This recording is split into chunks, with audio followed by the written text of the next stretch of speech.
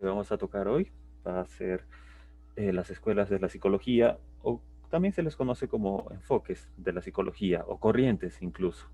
Ahora, cabe mencionar pues que en la psicología, a diferencia de otras ciencias, como ya se los comenté, no hay un solo paradigma establecido. Paradigma equivale a decir modelo, como en el caso de las matemáticas, ¿no? Ya tienen un modelo establecido, leyes, axiomas bien establecidas, aplicables prácticamente a cualquier problema, ya sea aritmético, algebraico, de cualquier tipo, ¿no? Pero sin embargo, esto no va a ocurrir en la psicología tanto así. ¿Por qué? Porque vamos a ver pues que el ser humano es muy complejo, de tal manera que no va a existir pues una sola corriente, un solo enfoque, un solo paradigma que logre explicar a plenitud, al 100%, por qué el ser humano es como es, por qué hace lo que hace, por qué siente lo que siente, por qué piensa lo que piensa. Y entonces justamente es por ello que a lo largo de la historia y del periodo científico de la psicología, es decir, a partir del laboratorio de psicología en Alemania por Wilhelm Wundt, van a irse desarrollando estas escuelas, enfoques, corrientes, paradigmas de la psicología, desde ahí hasta la actualidad.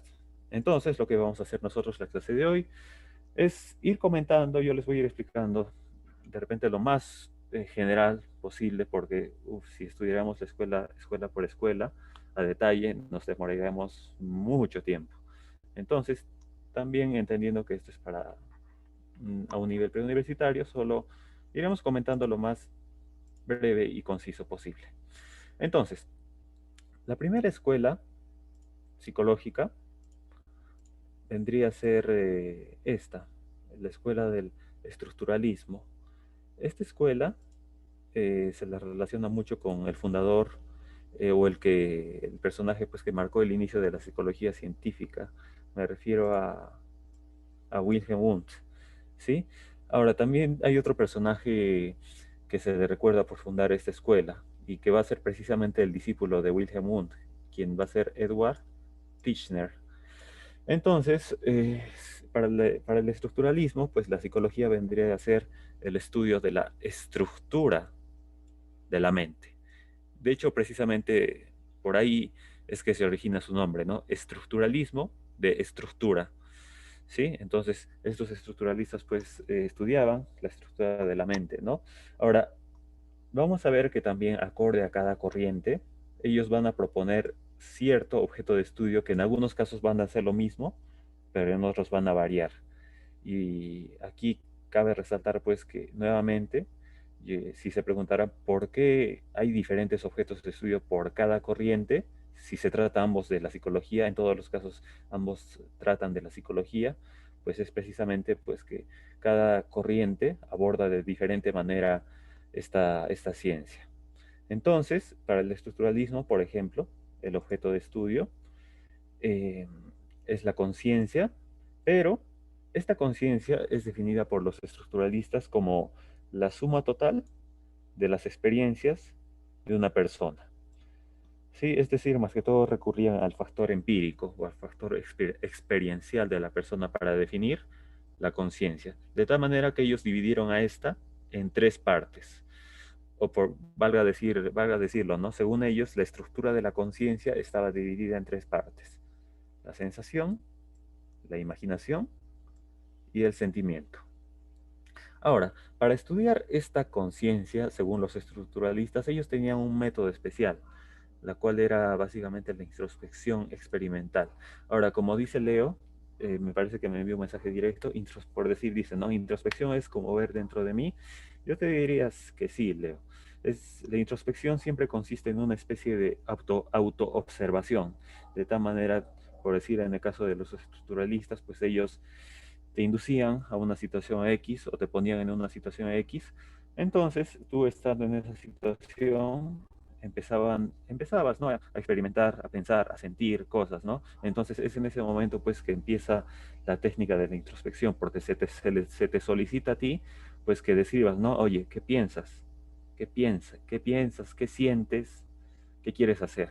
Entonces tú, precisamente auto-observándote a ti mismo, pues empiezas a dar tu relato, ¿no? Detallando qué piensas, qué sientes, qué quieres hacer. Entonces, más o menos por ahí iba el método del estructuralismo, de la introspección como tal.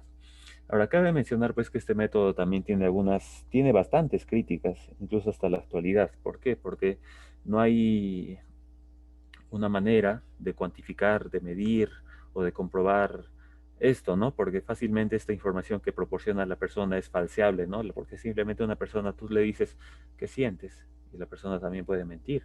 Entonces, por eso este método también fue seriamente cuestionado desde esos días hasta la actualidad, ¿no? Porque no hay manera de comprobarlo. Pero de todas maneras sigue siendo un método válido, aunque tratándose de esta escuela, al día de hoy el estructuralismo ya no es una escuela que aparentemente siga vigente en la psicología. Sí, pero quedémonos con estas ideas, con las ideas resumidas. Para un estructuralista, la psicología es el estudio de la estructura de la mente, su objeto de estudio es la conciencia, esta se divide en tres, las que ven ustedes ahí. Para ello, ellos utilizaban el método de la introspección y pues como representantes a dos personajes, al fundador de psicología del laboratorio, a Wilhelm Wundt, y a Edward Titchener. Ahora, pasemos a la siguiente corriente. Ojo, cabe mencionar que estas corrientes que yo les voy mencionando están en un orden cronológico, ¿sí? Es decir, que primero surgió el estructuralismo y ahora ya recién vendría el funcionalismo. Y aquí pues vale decir que como representantes vamos a tener a William James y a John Dewey, aproximadamente cerca ya a inicios del siglo XX, ¿no? Ahora, cabe mencionar que estos funcionalistas, esta corriente psicológica, ya también tomó mucha influencia del darwinismo. Ahora, de repente les habrán explicado eso en biología, ¿no? ¿Quién fue Darwin? ¿Cuál fue sus postulados de la teoría de la evolución, ¿no? Que decía que quienes más, o bueno, las especies pues que evolucionaban, que sobrevivían, pues no eran ni las más fuertes ni las más débiles, ¿no? Sino eran las que mejor se adaptaban al ambiente en el cual se desenvolvían, ¿no? Entonces, por ello precisamente nosotros hemos subsistido y imperamos al día de hoy. ¿Por qué? Porque no porque seamos los más fuertes físicamente, ni es que tampoco seamos débiles o numerosos, sino que nosotros tenemos con las facultades, aptitudes más adaptativas en función al contexto en el cual vivimos, de tal manera que incluso nosotros hemos logrado someter al medio ambiente, someter nuestro hábitat como tal, ¿no? Entonces, estos funcionalistas tomaron los postulados de Darwin y mencionaron, ¿no? Que cómo es que la psicología, o bueno, ellos trataban de relacionar pues cómo el comportamiento humano siempre va a estar en términos o en función de una adaptación activa al medio donde nos desarrollamos. Entonces, también para un funcionalista el objeto de estudio, al igual que un estructuralista, va a ser la conciencia, pero a diferencia de los estructuralistas, para los funcionalistas la conciencia no era la suma total de las experiencias de una persona, sino ellos más se enfocaban en el proceso que pasaba por esta conciencia para que el ser humano logre su adaptación. ¿Sí? Entonces, estos funcionalistas le dieron un estudio más de corte biológico.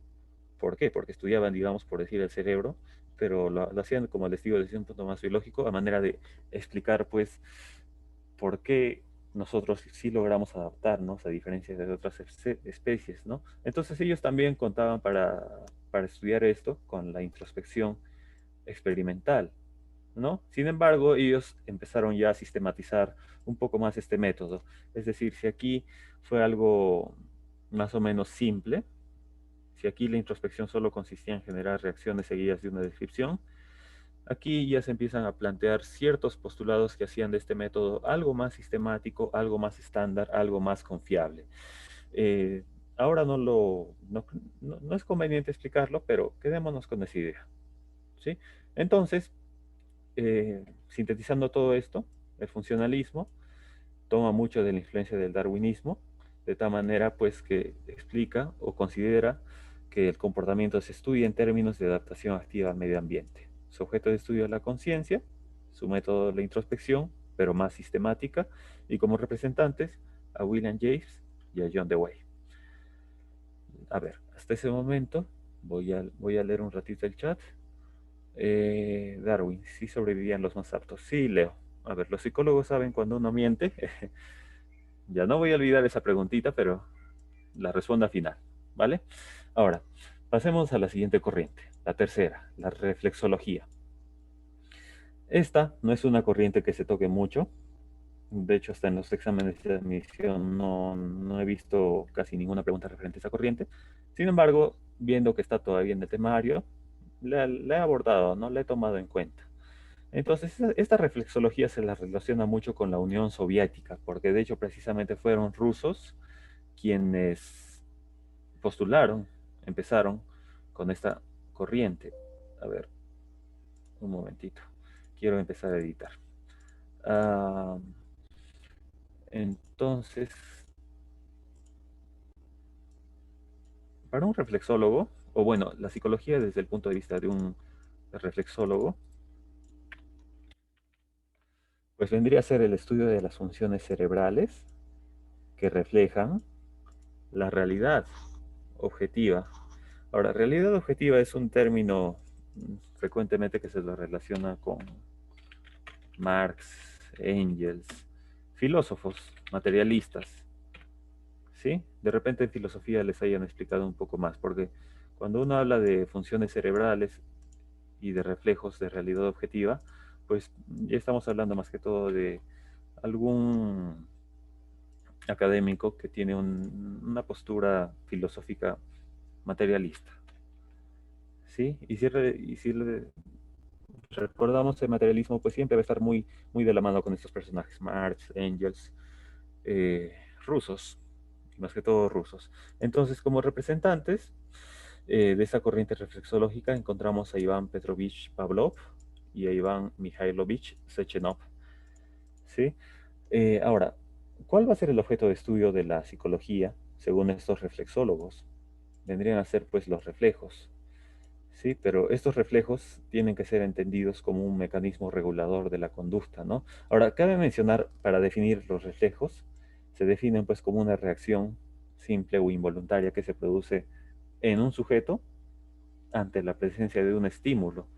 Entonces, hasta aquí de repente no parece que haya mucha relación entre estos postulados con la psicología, pero para aclarar esto, pues esto se debe a que en realidad cuando Pavlov, Sechenov hacían sus estudios, ellos no tenían como finalidad pues estudiar la psicología como tal. Ellos en realidad veían el lado desde una postura más fisiológica, y de hecho particularmente Pavlov se lo relaciona mucho eh, con el caso de un perrito condicionado, si alguna vez lo habrán escuchado. Y de hecho fue Pavlov quien descubrió el aprendizaje asociativo, experimentando precisamente con el perrito. Estímulo condicionado, estímulo neutro, por eso se les recuerda. Sin embargo, quienes iban a desarrollar esta idea en humanos iban a ser los conductistas, ¿sí? Pero la base la dictó Pavlov, ¿sí? O sea, él fue el que descubrió el aprendizaje asociativo experimentando en animales, pero ya fueron los conductistas quienes aplicaron esta teoría, este postulado, este aprendizaje asociativo en humanos como tal, ¿sí? Pero, a ver, sin adelantarnos, seguimos comentando acerca de la reflexología. El método que ellos utilizaron pues fue uno experimental y objetivo, y tenían dos conceptos regularmente interesantes. Ellos hablaban pues de que el comportamiento se podía explicar, ¿no?, en dos sistemas. El primer sistema de señales, que correspondía al sistema nervioso central y al cerebro, y el segundo sistema de señales, que vendría a ser constituido por el lenguaje. Entonces, como se habrán dado cuenta, los reflexólogos abordaron el estudio de la psicología ya desde un punto de vista más biológico, más anatómico. Sí, sin embargo, eh, tocaron un tema bien interesante, como es el condicionamiento clásico, que justamente fue desarrollado por este personaje, por Iván Pavlov. Sí, ahora, ¿de qué se trata este condicionamiento clásico, porque eso también a veces sí lo mencionan en los exámenes.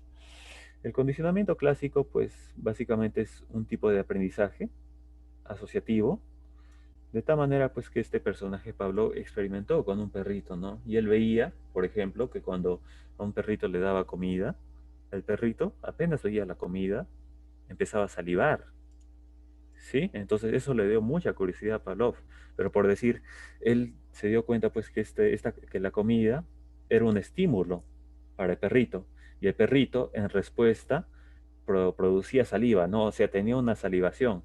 Entonces él denominó a la comida como un estímulo incondicionado, porque es algo natural, ¿sí? Ahora, esta reacción de la salivación también es una respuesta incondicionada, porque es algo natural, ¿no? O sea, tú ves la comida, por decir yo te digo ceviche, y de repente tú empiezas a salivar, ¿no?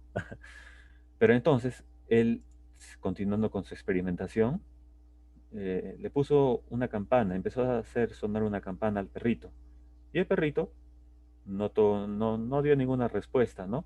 Entonces él denominó pues a la campana como un estímulo neutro, porque no tenía ninguna relación natural con el perrito. Y por lo tanto, no había una respuesta por parte de él. Pero él empezó a combinar ambos estímulos a la vez, de tal manera pues que le presentó la comida y la campana, es decir, el estímulo neutro y el estímulo natural o incondicionado, a la vez al perrito, y el perrito salivaba, de tal manera que el perrito asoció ambos estímulos a esta respuesta, y como producto final pues resulta que el perrito simplemente al sonar de la campana, el perrito empezaba a salivar. Entonces, aquí se ha producido un aprendizaje asociativo, un condicionamiento clásico. ¿Por qué? Porque el perrito ha pasado a evocar una respuesta frente a un estímulo condicionado, es decir, que antes era neutro, pero que se lo condicionó de tal manera que ahora evoca esa respuesta con ese estímulo. Sí, en este caso fue de la campana. Sin embargo, el interés inicial de Pavlov al hacer esto era simplemente el hecho de estudiar la fisiología digestiva, ¿no? O sea, él no pretendía averiguar ningún principio psicológico con esto, pero irónicamente, pues esto va a ser un boom, ¿no? Y lo vamos a ver en la siguiente corriente, en la conductista, ¿sí? Pero también este aprendizaje asociativo, este condicionamiento clásico, incluso ya se podía visualizar desde tiempos más antiguos, ¿no? Como con Aristóteles en la antigua Grecia, porque Aristóteles mencionaba pues que cuando dos cosas suelen ocurrir juntas, la aparición de una traerá la otra a la mente. ¿Sí? Es decir, pues que, por ejemplo, nosotros, eh, ¿qué pasa? Por decir, a ver, un ejemplo. Ahorita no se me ocurre alguna cosa, chicos, pero les voy a valer. Cuando dos cosas suelen ocurrir juntas, la aparición de una traerá a la otra a la mente. Imagínense pues que ustedes están haciendo algo, no sé, por decir ahorita están atendiendo la clase y de repente pasa algo, no sé, temblor, ocurre un temblor, terremoto, yo qué sé, y luego pasa, ¿no? Y viene la siguiente clase de psicología, todo normal, entonces yo les menciono la anterior clase, les digo, la anterior clase estábamos haciendo tal cosa y ustedes ponen a recordarse la anterior clase, pero cuando están recordando precisamente la anterior clase, también por asociación, por contigüidad, recuerdan lo que pasó en ese momento, es decir, recuerdan el temblor, ¿sí? De esta manera, pues que han asociado una experiencia con la otra, el hecho de tener clases con ese temblor súbito que hubo en esa vez, ¿sí? Ahí también se puede comprobar cierta contigüidad, ¿no? Cierta asociación, cierto tipo de, bueno, en este caso no sería tanto aprendizaje, pero cierta memoria asociativa. Entonces también Aristóteles vio algo de esto. Entonces, tomando este condicionamiento clásico y precisamente estos conceptos, estímulo condicionado, respuesta incondicionada, estímulo neutro, respuesta, todo esto, ya también va a venir la otra corriente, el conductismo. Y precisamente el conductismo va a tomar los postulados de Pavlov De tal manera que ellos van a sostener que la psicología es el estudio de la conducta humana, ¿sí? Ahora, vale mencionar que para un conductista, la conducta no comprende el pensamiento del ser humano. Conducta solo se refiere a lo que hace o lo que se ve, por no decir que es algo objetivo, ¿sí? Que solo se puede visualizar en en la realidad objetiva.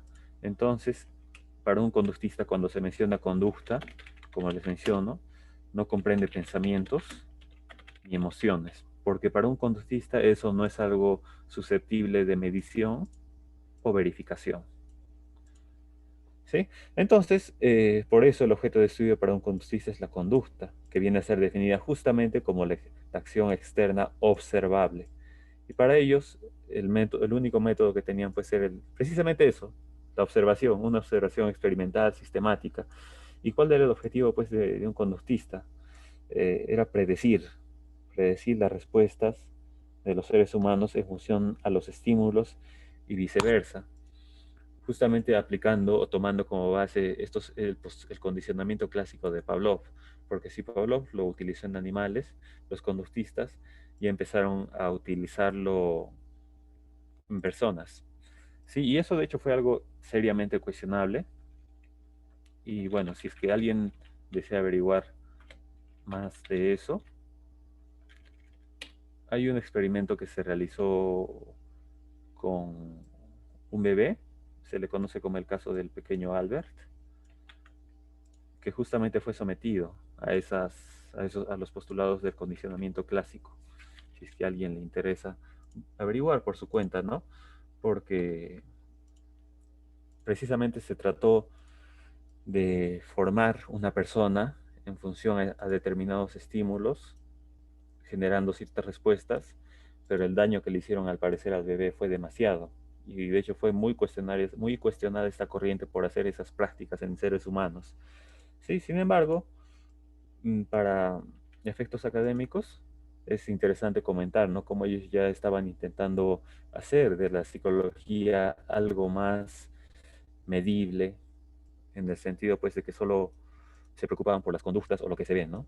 Ahora, como representante, ellos tuvieron a este personaje, a John Watson, y bueno, hasta ahí con el conductismo. Ahora, chicos, ¿alguna pregunta hasta esa parte? Siento que estoy dando mucha información y creo que no me gustaría pasar sin que ustedes comenten, ¿no? ¿Alguna duda de repente?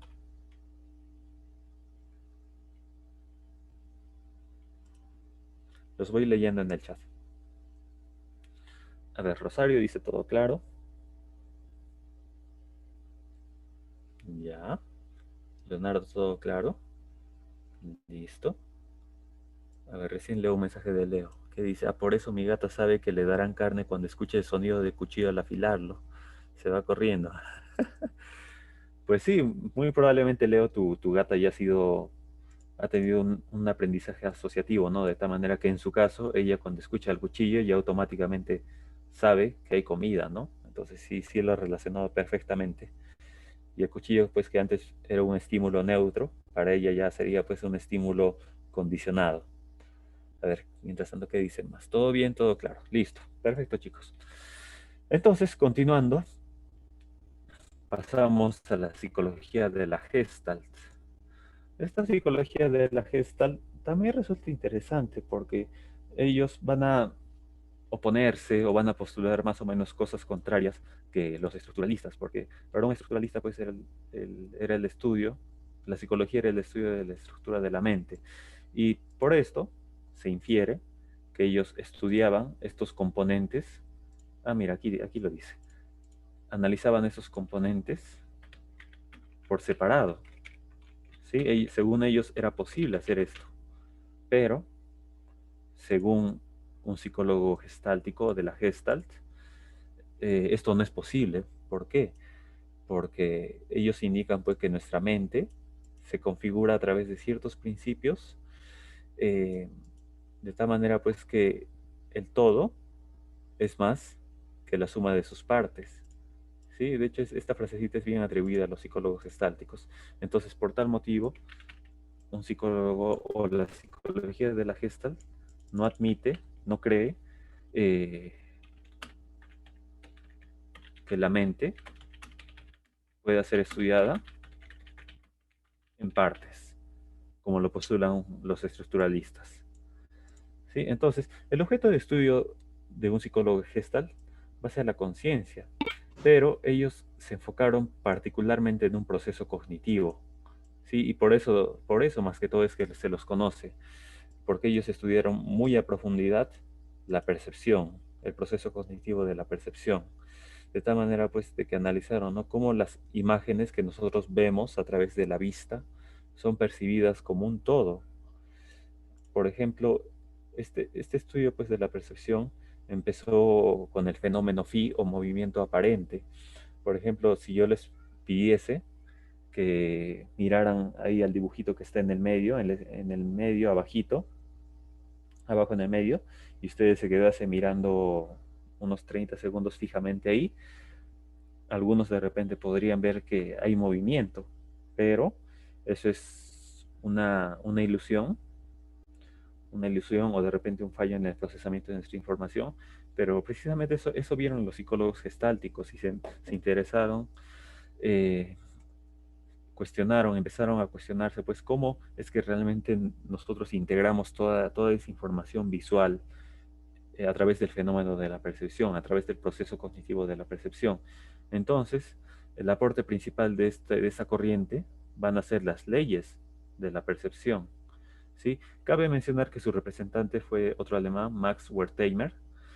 Estos representantes, yo se los voy a dejar las diapositivas, chicos, no sé, para que ustedes lo revisen, no más calma, pero lo interesante, a mi parecer, de esa corriente, más que todo, son las leyes de la percepción y el estudio de la percepción como tal. Entonces, yéndonos a las leyes de la percepción, pues hay varias leyes, postulados que ellos indican y sugieren, y de hecho son muy válidos hasta el día de hoy, y ya vamos a ver el por qué. Ahora, la primera ley que nos dice pues es el de la figura y el fondo, que nos dice que es la tendencia que nosotros tenemos a separar la figura de una imagen y su fondo, de tal manera que el fondo puede convertirse en la figura y la figura en el fondo, según nuestra atención, según el punto que nosotros estemos mirando. A ver, por decir, voy a activar mi puntero. Por decir, ahorita yo estoy enfocándome en el pescadito, entonces ese pescadito, como me estoy enfocando en él, vendría a convertirse en la figura y todo lo demás sería el fondo. Pero ¿qué pasa si cambio del foco de atención? Si me paso al hombre, ya también el hombre vendría a ser la figura y todo lo demás vendría a ser un fondo, ¿sí? Es decir, que este tema de la figura y el fondo eh, está en función a nuestra atención, ¿no? Entonces nosotros, según ellos, separamos esta figura de todo, ¿sí? Entonces, esa es la primera ley, ley de la figura y el fondo. Seguidamente tenemos la ley del cierre. ¿Qué nos dice la ley del cierre? Que es la tendencia que tenemos a completar espacios de una composición en función a nuestra experiencia, ¿no? Por decir, un claro ejemplo de esto pues sería este logo de esta marca, de la WWF. Si bien aquí en realidad obviamente no está completado, se ve que faltan trazos, pero nosotros, aplicando esta ley del cierre, validando esta ley del cierre, vemos aquí un panda, ¿sí? Porque nosotros sabemos, conocemos, tenemos la imagen mental, representación abstracta de cómo es un panda. Entonces, por ley del cierre, completamos esos espacios en blanco para de esta manera completar la composición como tal, ¿sí? Ahora, otra ley interesante es la ley de la semejanza, que dice que es la tendencia a agrupar elementos que comparten características visuales, de tal manera que elementos similares, parecidos, van a ser percibidos como parte de un mismo conjunto. Por decir aquí, ¿no? Se ven las hojitas.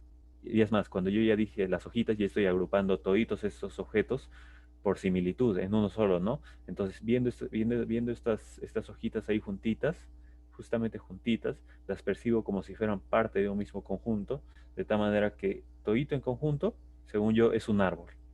¿Sí? Entonces ya le estoy dando una interpretación a esta imagen por ley de semejanza.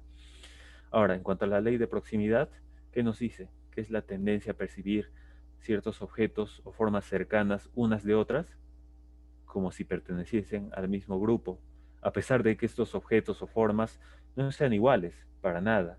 ¿Sí? Por decir, en el caso de aquí, de esta estrella, si nosotros lo viésemos detenidamente, nos vamos a dar pues cuenta de que estos objetos no tienen ninguna similitud entre sí, pero como están juntos,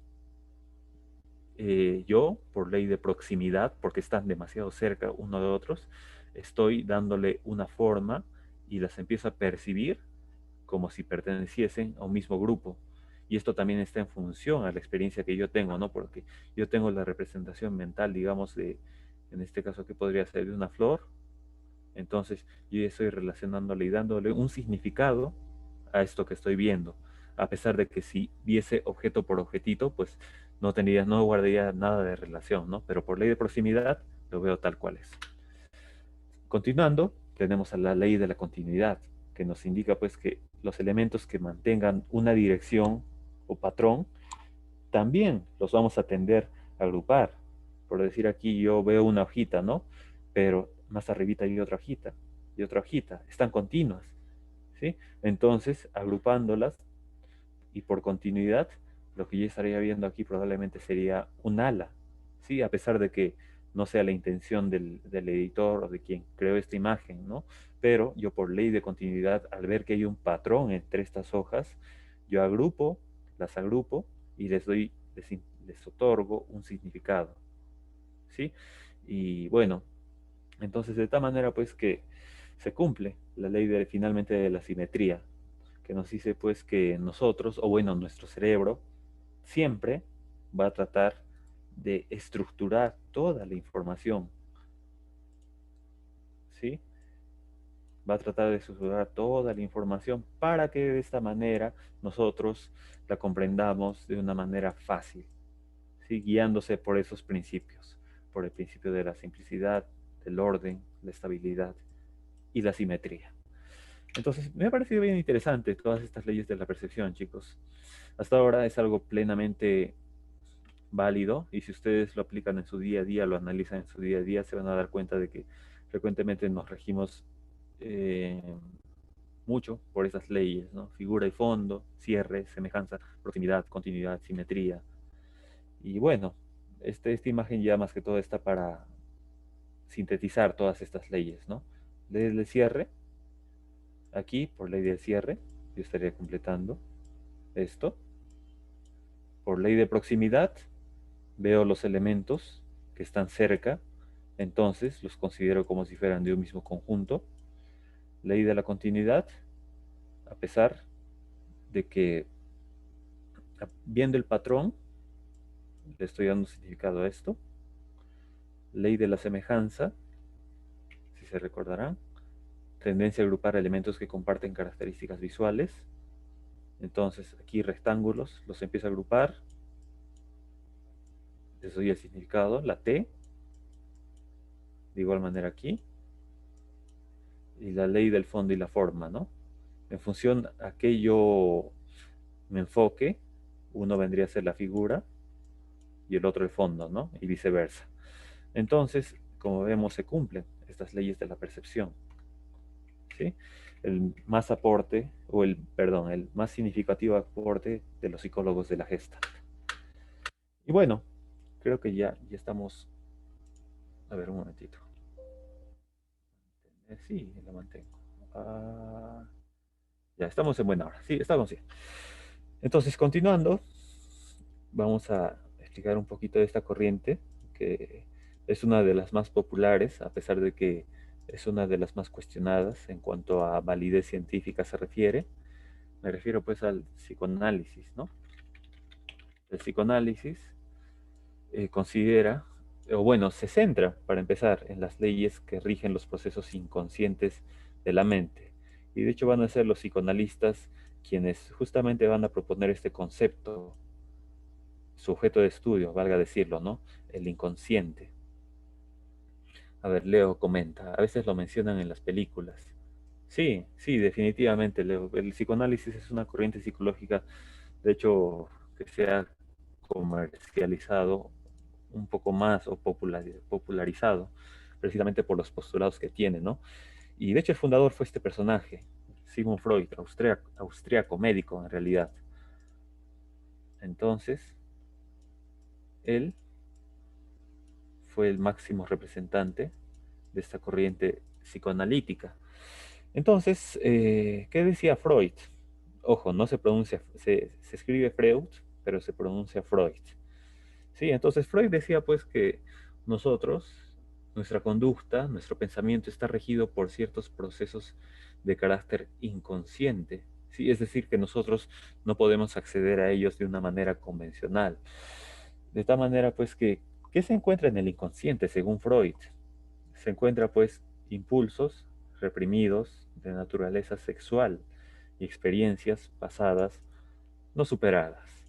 Es decir, que según Freud, el malestar, los problemas mentales de los seres humanos pues se encontrarían más que todo en estos impulsos reprimidos, experiencias pasadas no superadas, que en su mayoría se generan en la infancia.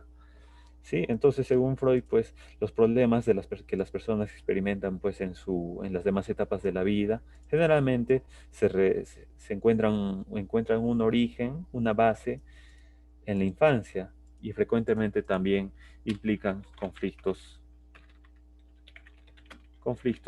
con los padres, ya sea con la madre o con el padre. Y bueno, para ello, Freud que decía, ¿cómo se estudia pues el inconsciente si normalmente el inconsciente no se da a conocer porque ni siquiera el ser humano tiene acceso a él a voluntad?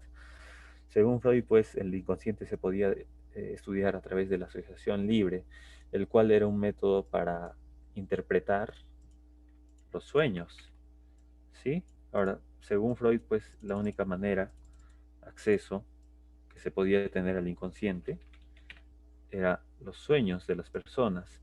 Entonces, para estudiar esos sueños, él utilizaba este método de la asociación libre, la cual básicamente consistía en solicitar pues al paciente que le relate su sueño y el psicoanalista, preparado obviamente, ya sabía o tenía que interpretar esos sueños, otorgándole el significado simbólico, ¿sí? Entonces, según Freud, pues el sueño, todos los sueños tenían un significado que interpretar, ¿no? Había siempre un significado por los sueños. De repente, no sé, nosotros ahora soñamos, eh, no sé, con un dinosaurio, caricaturas, dibujos, entonces probablemente una interpretación que se le podía dar, pues, según Freud, según el psicoanálisis, pues sería pues como un intento de regresión, ¿sí? Regresión se le considera al hecho o intento de regresar a etapas anteriores de la vida, ¿sí? Entonces, por ejemplo, no se me ocurre, es un ejemplo, chicos, no se lo tomen algo como una ley, que, o sea, un adulto empieza a soñar con que él está con dibujitos, está viendo dibujos, entonces de repente podría interpretarse para un psicoanalista como un intento de regresión, porque él quiere recordar, quiere regresar a una etapa anterior de su vida, en este caso a la niñez, ¿sí? Entonces, ese es un significado, aquí se comprueba que a ese sueño, a ese sueño que en este caso pues fue el hecho de estar viendo caricaturas, yo qué sé, se le otorga el significado simbólico. Sí, el significado simbólico ya también vendría a ser el intento de regresión por parte de esa persona. ¿Sí? Ahora cabe mencionar pues que también se cumple con el hecho de que se relaciona con la infancia, porque también, como les comenté, según Freud, la mayoría de los problemas, conflictos de la gente encuentran origen en esta etapa. ¿Sí? Entonces, ¿qué más les puedo decir?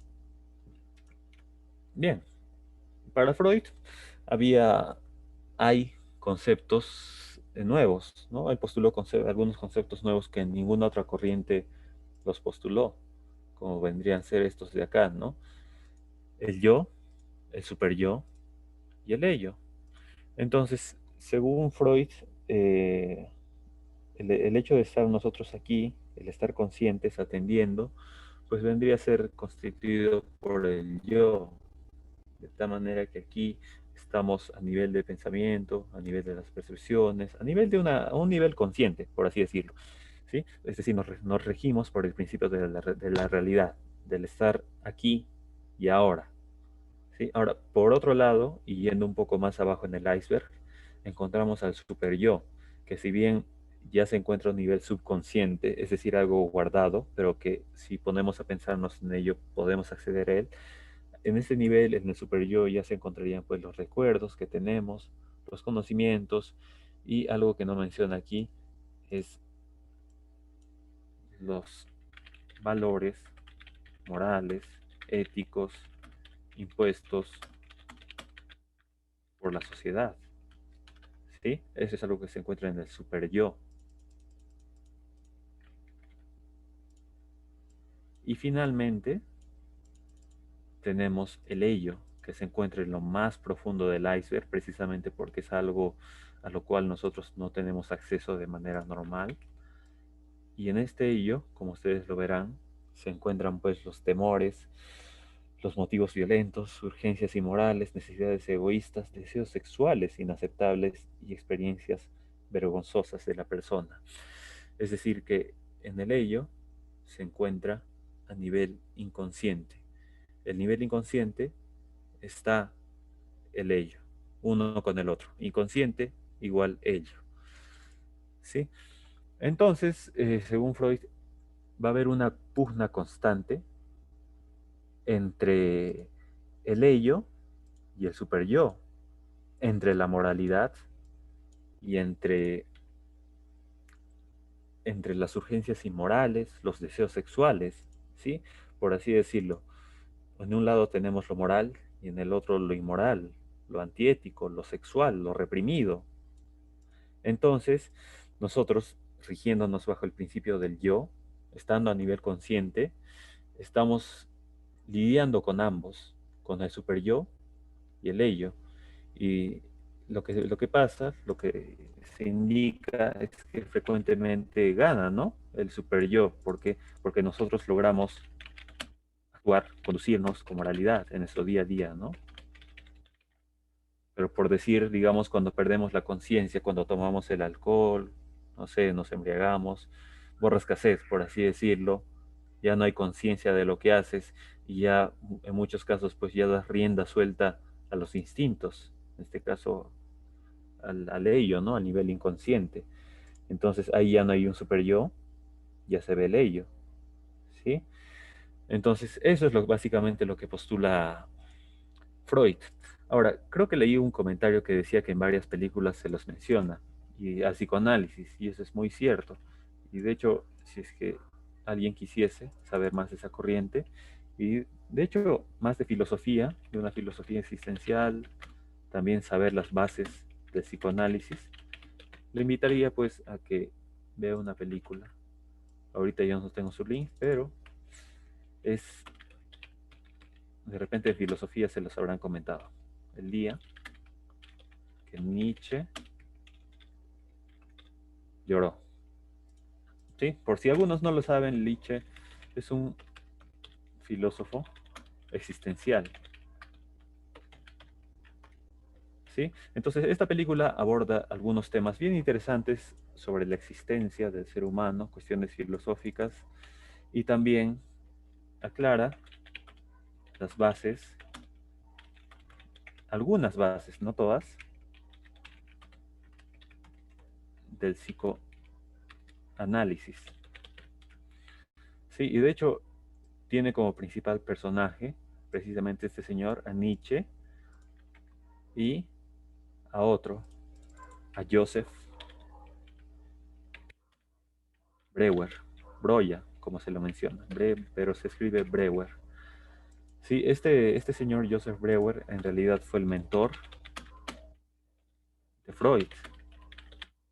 ¿Sí? ¿Quién es Freud? Es el fundador del psicoanálisis, pero sin embargo, quien influyó bastante en este señor, en Freud, fue este personaje, Joseph Breuer, otro médico, que por cierto también aportó, a fin de cuentas, otro método, aparte de la asociación libre al psicoanálisis.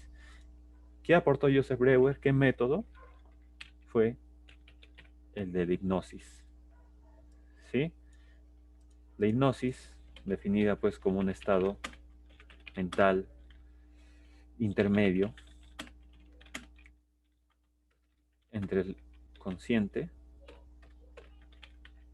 entre el hecho de estar consciente y el inconsciente. ¿Sí? Bien, bien interesante esa película, chicos. A ver, ¿qué me van comentando, Leo? Yo escuché que un profesor nos dijo que debíamos controlarlo, creo algo así. Sí, pues, a ver, entonces todos tenemos ese lado oscuro, por así decirlo. Eh, ¿Te refieres al ello, al inconsciente, Leo, me imagino? Yo te digo, te repito, les repito, que estas corrientes son paradigmas, modelos. ¿Para qué sirve un modelo? ¿Para qué sirve esto? Para dar explicación al comportamiento, a la razón de ser, a la manera de pensar, de sentir del ser humano. Entonces, si tú das por válido esta corriente, si tú crees fervientemente en ella, pues esta es capaz de explicar pues lo que pasa, ¿no? En cierta medida, por qué la gente actúa como actúa, ¿no? Entonces, si tú aceptas como válido este paradigma, en este caso del psicoanálisis, pues sería válido lo que tú me comentas, ¿no? Pero precisamente por ello es que vemos varias escuelas, Leo, porque al momento de dar explicación a cierto fenómeno o a cierta experiencia que vivimos, en función de la corriente, del paradigma en que nos basemos, pues la explicación va a ser diferente, ¿no?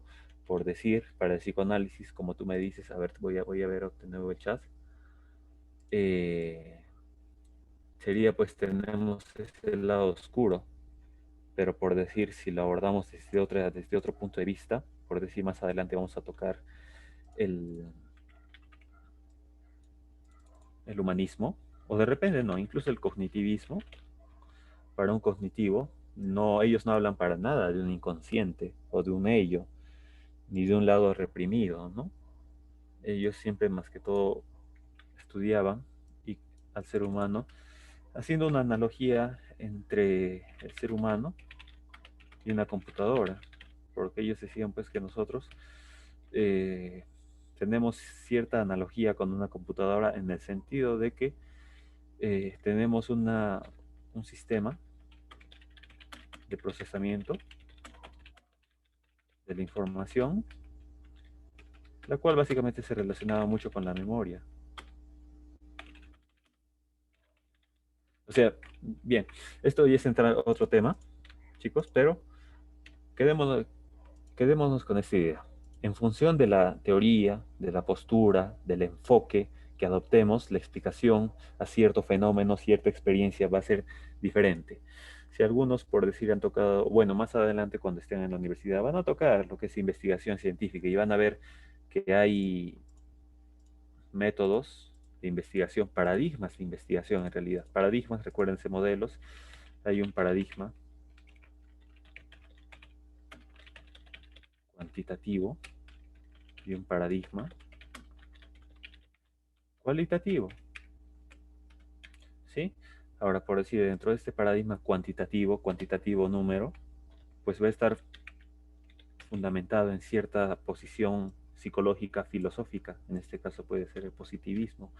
Ahora, por decir, en cuanto al paradigma cualitativo, también hay otras posturas filosóficas que lo sostienen, como puede ser el materialismo histórico, la fenomenología, hermenéutica, etcétera. Entonces, cuando tú me propones cierta situación, te ha pasado cierta cosa, la explicación que tú le vayas a dar a ese fenómeno, a esa situación X, o incluso mismo, por decir el contexto actual, del contexto actual político, planteémonos ese problema desde un punto de vista cualitativo, basado en el materialismo histórico, pues la explicación que se le podría dar a nuestra situación actual política, pues sería el hecho de que hay una clara diferencia de las clases sociales, ¿no? Hay una pugna entre, bueno, en este caso ya no podemos hablar de proletarios, burgueses, pero sin embargo se ve pues que se cumplen ciertos principios del materialismo histórico. Bueno, chicos, ya me estoy dando cuenta, me estoy pasando de otro tema que no nos concierne, pero la idea va por ahí. Depende del paradigma. A ver, ¿qué más hay? Profe, también hay una película de una persona que tiene varias personalidades. Sí, sí, Leo, me parece que te refieres a Fragmentado. Me parece que es esa. Pero bueno, para ir terminando, ya vámonos a la práctica. ¿Sí? Entonces, yo se los leo, respuesta, pregunta, y ustedes me indican. Según el psicoanálisis, es lo más importante por conocer y para comprender el comportamiento de una persona. ¿Qué será? Los sueños, el inconsciente, la conciencia, los motivos, los mecanismos de defensa. El inconsciente. Perfecto. Perfecto, chicos. ¿Sí? Bien. Cabe mencionar pues que los sueños, como comenté, eran el medio de acceso o medio de salida del inconsciente.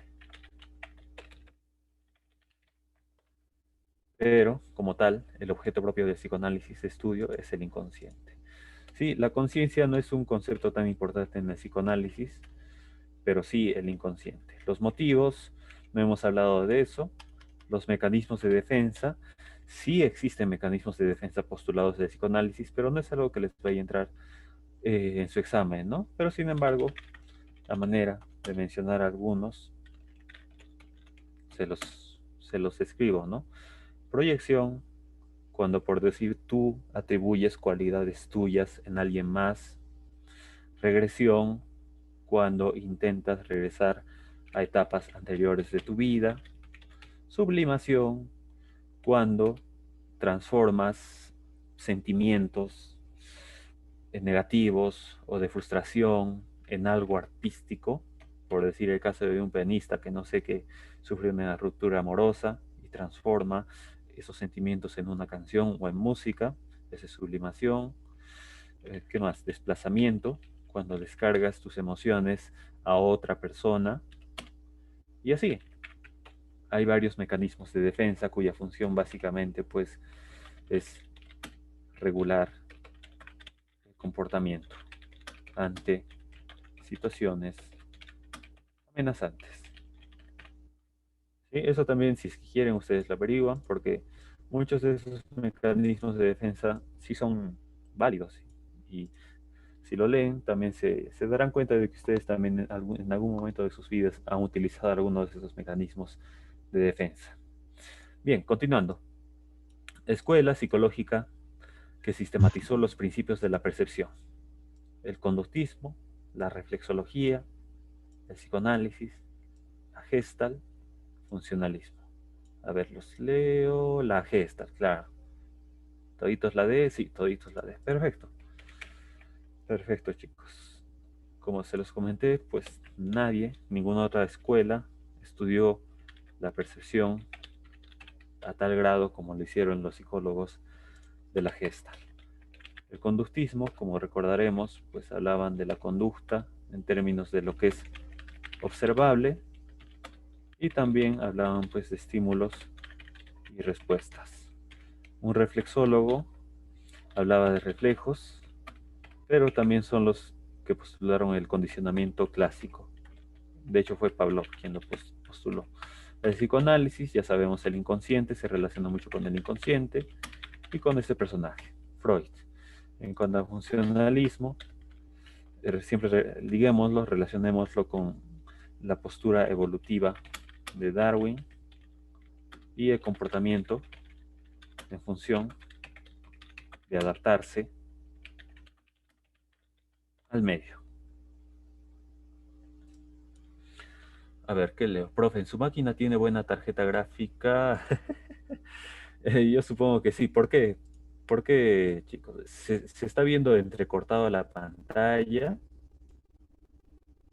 ¿Hay algo malo? Si no, coméntemelo.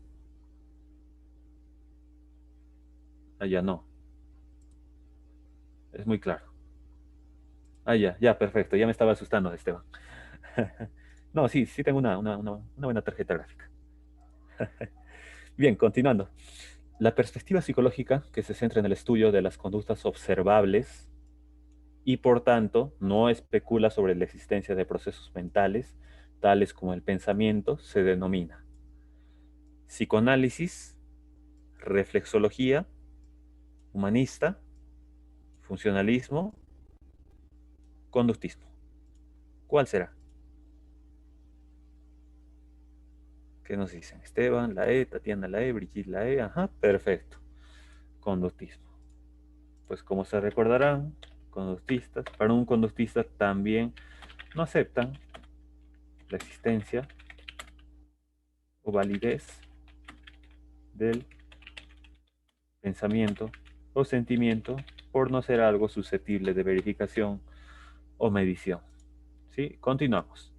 En los experimentos efectuados por destaca el descubrimiento del reflejo condicionado. Reflejo condicionado. ¿A quién les recordará? Reflejo.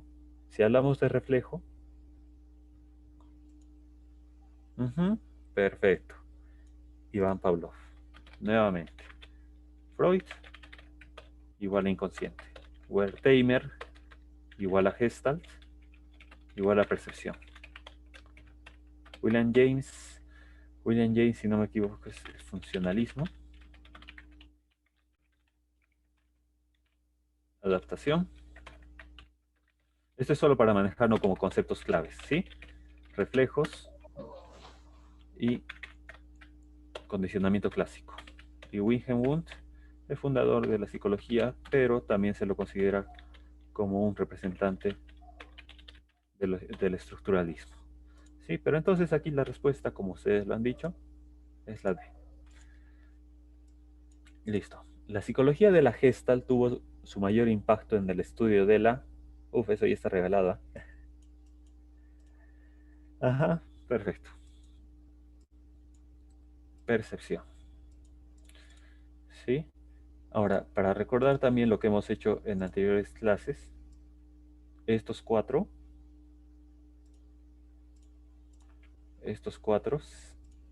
¿qué son?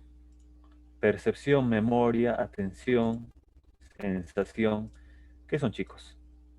¿Se recordarán que hablábamos en la psicología general? Estos cuatro procesos, mira, ya lo he dicho. Ya. Sí, son procesos. Exacto, exacto, Leslie. Son procesos cognitivos. ¿Sí? Ahora, si nosotros ya hablamos de madurez, la madurez ya no es un proceso cognitivo, pero es un tema de estudio que le concierne a una rama, a una disciplina de la psicología académica, es decir, a la psicología evolutiva o del desarrollo. ¿Sí? Esto a manera de relacionarlo con lo que hemos hecho en las anteriores clases. Perfecto. Ahora, último, el psicólogo pregunta a su paciente acerca de sus sueños. El paciente responde que la selección peruana participará en el próximo mundial. ¿A qué corriente psicológica pertenece esta profesional, esta psicóloga? Conductista, psicoanalista, estructuralista, gestáltica, reflexológica.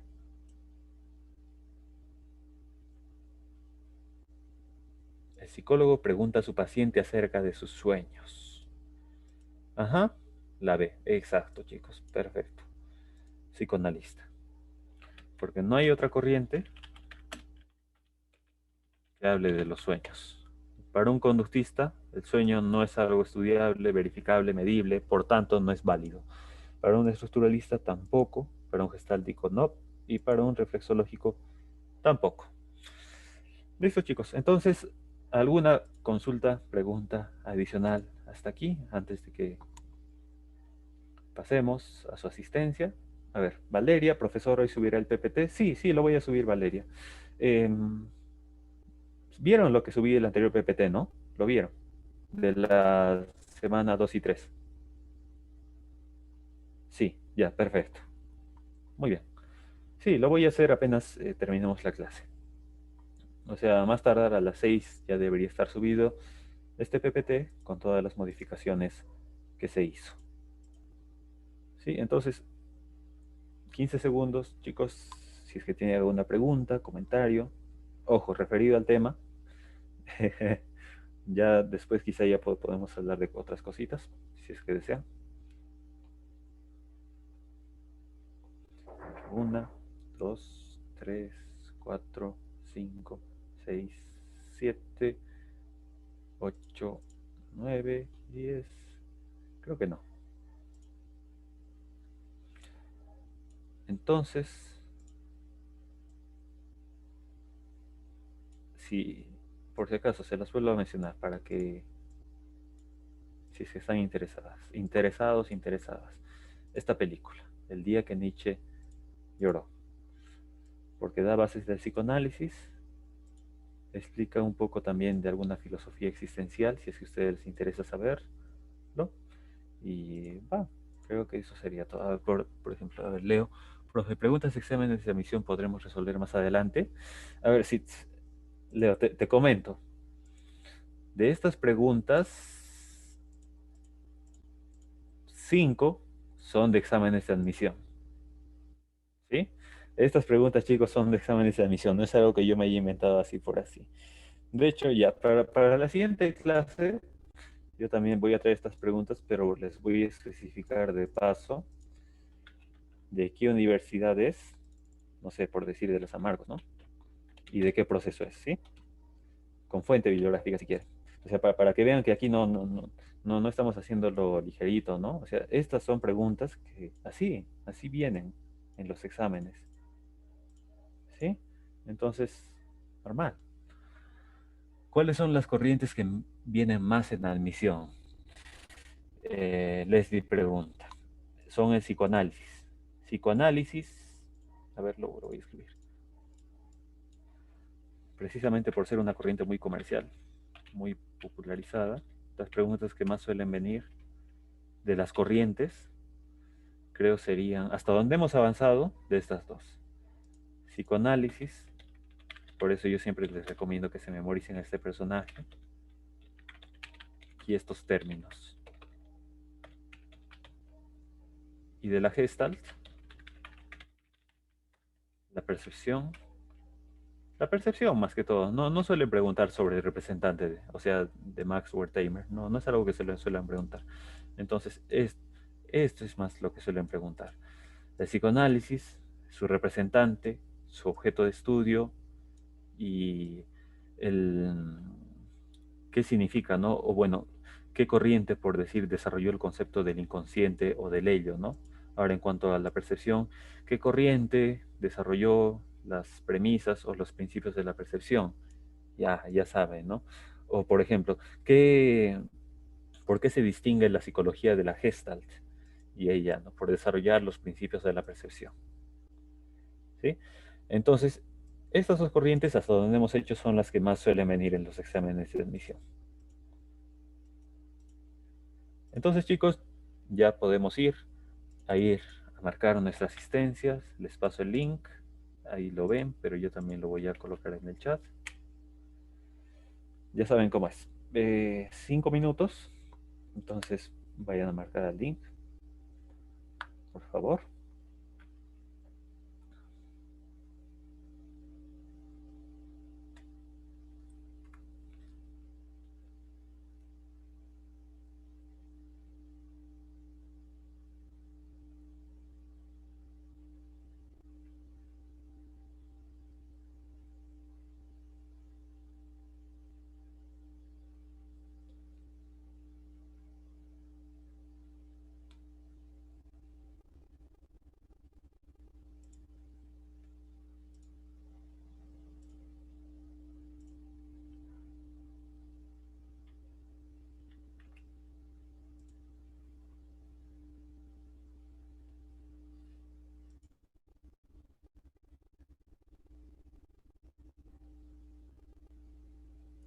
Y bueno, creo que ya los que ya han marcado su asistencia, ya, si es que no nos falta más, claro, ya no queda más.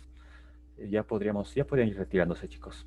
Ya la siguiente clase continuamos con las demás corrientes psicológicas y más actuales, no más vigentes, es decir, ya algo de humanismo, neoconductismo, cognitivismo y demás. Entonces, eso sería todo por hoy, chicos. Buen fin de semana, feliz Día de la Madre, feliciten a sus mamitas, háganle algo y pues que todo vaya bien, ¿no?